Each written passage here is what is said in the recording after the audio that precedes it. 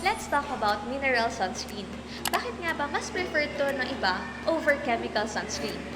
Mineral sunscreen kasi contains inorganic UV filters tulad ng titanium dioxide or zinc oxide or a combination of both.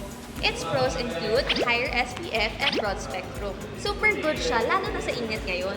Second, best din siya for sensitive skin dahil nga anti-inflammatory.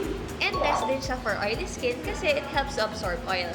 However, kahit na maganda siya, yung common mineral sunscreens kasi are either too drying sa skin, too thick, or not easy to blend. Kaya nagkakos ng white cast. Buti na lang, may better sunscreen innovations na katulad itong BTY Advanced Daily Radiance. Pakita ko sa inyo kung gaano siya kabilis i-blend.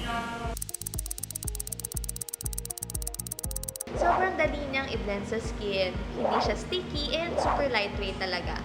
Naparami nga yung lagay ganyan partida pero hindi ko pa rin nakifeel na may nakalagay na sunscreen sa face ko. See, less than 1 minute lang na-blend agad siya sa face, which is may hirap siyang i-achieve for a mineral sunscreen. Naging brighter din yung skin ko and mas fresh tignan. Plus din for me na super moisturized ng skin ko ngayon kasi may skincare ingredients din siya. Meron na siyang aloe vera extract and shea butter. Get yours now with an exclusive deal of Mix and Match promo. You can choose to pair it with BTY Bright and Light Cleanser or BTY Sunstick. Get yours now!